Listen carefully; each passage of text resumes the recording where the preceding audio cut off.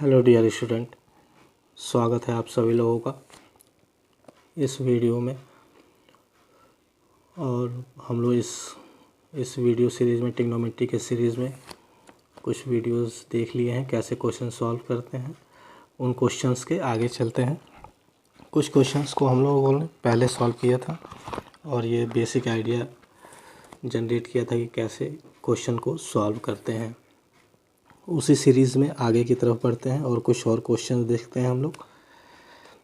ठीक है, जैसे देखिए क्वेश्चन क्या दिया हुआ है। क्वेश्चन है आपको 4/cot² 30 + 1/sin² 30 - 2 cos² 45 - sin² 0। इसको हमको सॉल्व करके इसका आंसर बताना है।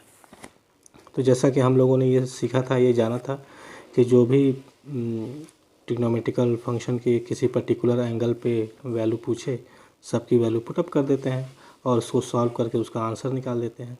तो देखिए बेसिकली हम यहाँ करेंगे क्या करेंगे, ये हम कि सबकी वैल्यू पुटअप करते हैं। देखिए तो 4 ठीक है बेटा, cot² 30। तो cot 30 की वैल्यू कितनी होती है? cot 30 की वैल्यू होती है √3। तो √3 इसका स्क्वायर दिया हुआ है तो स्क्वायर कर दिया प्लस 1/, ठीक है, sin² 30। तो sin 30 की वैल्यू होती है 1/2 और इसका स्क्वायर है तो स्क्वायर कर दिया -2, ठीक है। फिर ये cos² 45। तो cos 45 की वैल्यू होती है 1/√2, इसका स्क्वायर है तो स्क्वायर कर दिया माइनस sin² 0। sin 0 की वैल्यू 0 और 0 का स्क्वायर किया तो मीन्स 0। इसको जब प्रॉपरली सॉल्व किया तो ये कितना आएगा बेटा? ये आएगा 4/3, √3 का स्क्वायर कर दिया 3 प्लस 1/4 माइनस 2 इंटू 1/2। √2 का स्क्वायर कर दिया तो 2 आ गया, 1 का स्क्वायर किया तो 1 आ गया, √2 का स्क्वायर किया तो 2 आ गया, -0 लिखने का कोई मतलब है नहीं। देखिए अब ये क्या है, ये 4 ऊपर जाएगा हमारा, तो ये आ जाएगा 4/3 प्लस ये 4 ऊपर जाएगा तो 4/1 माइनस 2 से 2 कैंसिल आउट हो गया 1। ठीक है बेटा, अब ये कितना आ जाएगा हमारा? अगर हम यहाँ चाहें तो इसको ऐसे भी लिख सकते हैं 4/3 प्लस 4/1 लिखने का कोई मतलब नहीं होता, -1। ये आपका बेसिकली है 4/3, 4 - 1 तो ये हो जाएगा 3। इसको फर्दर सॉल्व कर लिया, एलसीएम लेके सॉल्व कर लिया तो ये आ जाएगा 4 + 9/3 और 4 + 9 तो ये आ जाएगा 13/3। ठीक है बेटा, यही हमारा रिक्वायर्ड आंसर हो जाएगा इस क्वेश्चन का। ठीक है, आगे की तरफ बढ़ते हैं, देखते हैं कुछ और क्वेश्चंस। देखिए चलिए अगले क्वेश्चन में क्या कह रहा है बेटा? अगले क्वेश्चन में आपसे ये कहा जा रहा है कि देखिए क्वेश्चन देखने में थोड़ा सा बड़ा है लेकिन इस क्वेश्चन में दम नहीं है। कॉन्सेप्ट से करेंगे तो एकदम छोटा सा सवाल है, देखने में ज़रूर बड़ा लग रहा होगा आप लोगों को। सॉरी, देखिए क्या कह रहा है कि if A and B are less than 90।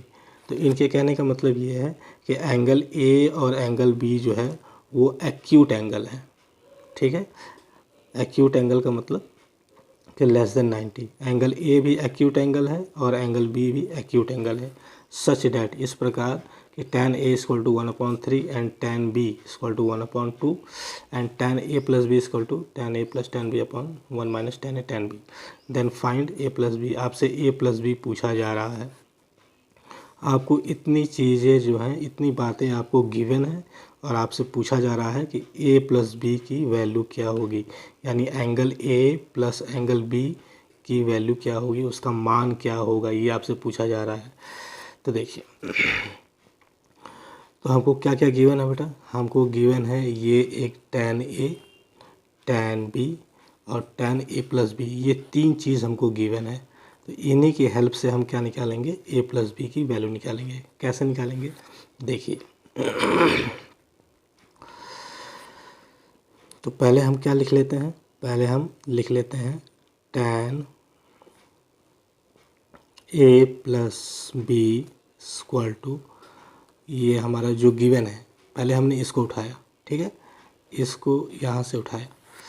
तो tan a plus B, tan a plus tan b, आगे आप लोग पढ़ेंगे कि ये फॉर्मूला भी होता है 1 minus tan a into tan b, ठीक।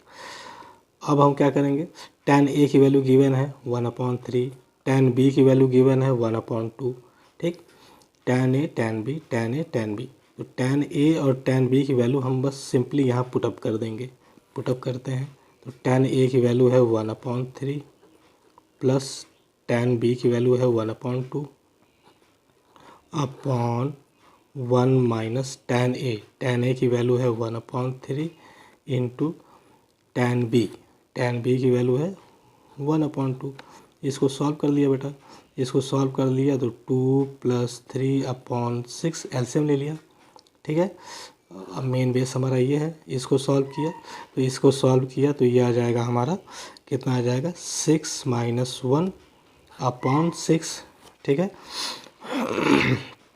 सॉरी, इसको फिर सॉल्व किया तो ये आएगा 5/6, मेन बेस हमारा कितना है 5, 6 - 1 5 अपॉन ये 6 में, तो ये इसको फिर फर्दर सॉल्व किया तो 5/6 इंटू, ये फिर ऊपर जाके पलट जाता है बेटा, तो 6/5, 6 से 6 कैंसिल आउट, 5 से 5 कैंसिल आउट, ये कितना, ये 0 नहीं आएगा, ये 1 आएगा, ठीक है। 6 से 6 कैंसिल हो गया, 5 से 5 कैंसिल हो गया, तो ऐसा नहीं कि ये कट के 0 आ गया, 1 आएगा। तो बेसिकली हमारा आया कितना, हमारा आ गया यहाँ पे देखो, देखिए बेटा, यहाँ पे हमारा कितना मिल गया, ये इसको सॉल्व किया tan a प्लस बी, इसको हम सॉल्व करके कितना ले आए 1 ले आए, ठीक। तो इसका मतलब कि tan इसी को तो सॉल्व करके हम 1 लाए, इसका मतलब कि ये बराबर कितने के हैं 1 के हैं, तो उसी चीज़ को मैं यहाँ लिख रहा हूँ, यहाँ थोड़ी जगह की कमी है। तो a plus B, tan a plus B equal to कितना आया 1 आया, ठीक। अब हम ये अपने मन में सोचेंगे कि tan के कितने डिग्री की वैल्यू जो है 1 होती है, tan के कितने अंश का मान जो है 1 होता है, ठीक। यहाँ a प्लस बी दिया है तो कंफ्यूज नहीं होना है, यहाँ थीटा दिया रहा है, अल्फ़ा दिया रहा है, बीटा दिया रहा है, आर्गूमेंट में आपको कुछ भी दिया रहा है उससे हम लोग नहीं घबराते हैं, ठीक। इसको हम लोग कुछ ऐसे सोचेंगे कि ये कैसे दिया हुआ है, ये कुछ इस तरह से दिया हुआ है कि tan थीटा इक्वल टू 1, ये कुछ इस तरह से है, ठीक। तो यहाँ पे सिंपल थीटा लिखा हुआ है तो ये हमें ज़्यादा समझ में आता है कि अरे ये थीटा है। यहाँ a प्लस बी दे दिया था तो कंफ्यूज नहीं होंगे, ठीक। ये बेसिकली जो है ये दोनों एक ही चीज़ होती हैं, आर्गूमेंट, ये भी आर्गूमेंट होता है, ये भी आर्गूमेंट होता है। तो आर्गूमेंट में आप कुछ भी लिख सकते हैं, ठीक। तो अब हम ये तो यहाँ से थीटा अगर यहाँ देखा जाए तो यहाँ से थीटा की वैल्यू क्या बताते थे बेटा, यहाँ से थीटा की वैल्यू बताते थे 45, ठीक। तो अब हम ये सोचेंगे कि tan के कितने अंश का मान, डिग्री का मान 1 होता है, ठीक। तो देखो बेटा, यहाँ पे हम लिखेंगे tan a plus B equal to, इस 1 को tan के फॉर्म में लिखेंगे 1 को tan के फॉर्म में लिखेंगे, तो क्या हम इसको 1 को tan 45 डिग्री लिख सकते हैं, लिख सकते हैं, क्योंकि tan 45 डिग्री की वैल्यू कितनी होती है 1, तो 1 को हमने tan 45 लिख दिया। अब यहाँ से इस स्टेप के बाद हम क्या लिखेंगे, tan यहाँ भी है, tan यहाँ भी है, ठीक। तो अब हमारा क्या आ जाएगा, a plus B equal to 45 degree, ठीक है मैडम। बेसिकली ऐसे लोग बोलते हैं कि यहाँ से tan कट गया, tan से tan कटता नहीं है, ठीक। हमको बस ये देखना होता है कि जो वैल्यू हमको फाइंड आउट करनी होती है, जैसे यहाँ पे tan है तो हमको इधर भी LHS में अगर हमारे पास tan है तो RHS में भी हमको tan के फॉर्म में ही लिखना है, ठीक, 1 को हम चाहते तो साइन के फॉर्म में लिख सकते थे, कॉस के फॉर्म में लिख सकते थे, और भी ट्रिग्नोमेट्रिकल रेशियो के फॉर्म में लिख सकते थे। लेकिन अगर इधर tan है तो राइट साइड में भी tan होना चाहिए। ठीक, तो इधर tan हो गया, इधर tan हो गया, तो फिर इधर का आर्गूमेंट और इधर का आर्गूमेंट इक्वल हो जाता है।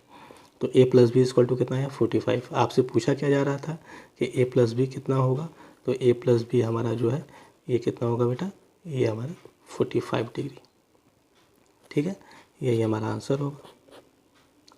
ठीक, एक अगला क्वेश्चन देखते हैं।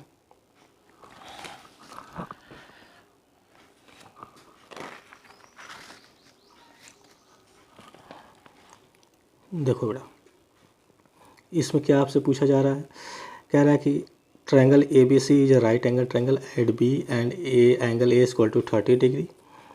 If B C equal to 6 centimetre then A B and A C. ये बताइए आप, ये आपसे कहा जा रहा है।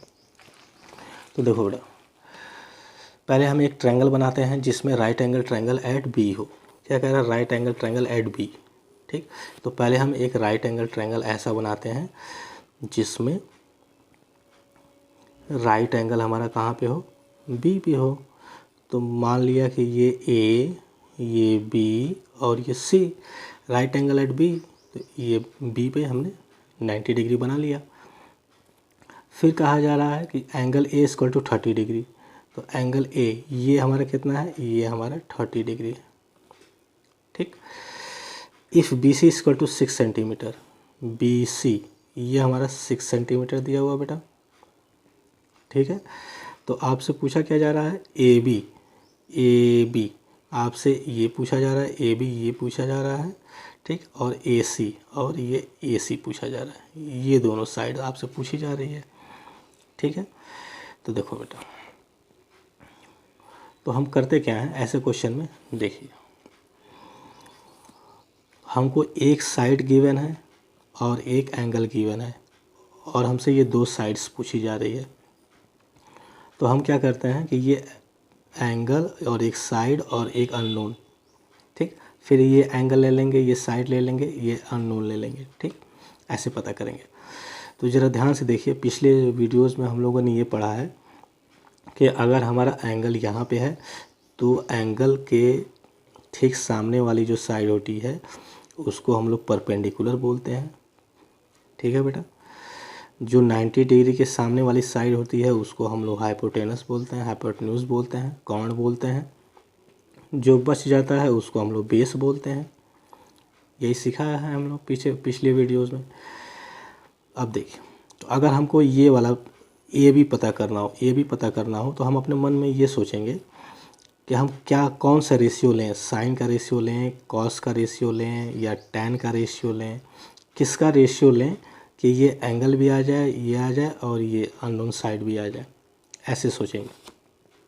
ठीक है, तो देखिए अगर हम यहाँ tan 30 डिग्री ले लें, ठीक, अगर हम यहाँ tan 30 डिग्री लें बेटा, tan 30 डिग्री, ठीक, 30 डिग्री ही क्यों लिया, क्योंकि यहाँ पे 30 डिग्री हमको गिवन है इसलिए हम 30 डिग्री लिया। ठीक, तो tan 30 डिग्री अगर हम लेंगे तो tan का रेशियो कितना होता है, tan का रेशियो होता है बेटा परपेंडिकुलर अपॉन बेस।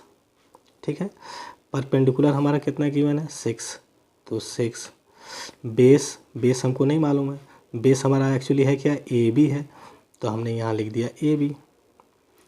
ठीक है बेटा, तो tan 30 डिग्री हमारा कितना आ गया 6 अपॉन ए बी। ठीक है, 6 अपॉन ए बी आ गया। अब हमको tan 30 की वैल्यू मालूम है 6, तो हमको गिवन है ही है ए बी, तो ए बी को हमने इधर ट्रांसफ़र कर दिया, या आप ऐसे कर दो tan 30 की वैल्यू पुटअप कर दो। tan 30 की वैल्यू होती है 1/√3 equal to 6 upon A B. यहाँ से क्रॉस मल्टीप्लाई करके हम ए बी की वैल्यू निकाल लेंगे, क्रॉस मल्टीप्लाई कर दिया तो ए बी इक्वल टू 6√3। ठीक, ये सेंटीमीटर में आ जाएगा, क्यों, क्योंकि ये लेंथ हमको सेंटीमीटर में दिया हुआ है। तो ए बी हमारी कितनी आ गई 6√3 सेंटीमीटर। आई बात बेटा समझ में।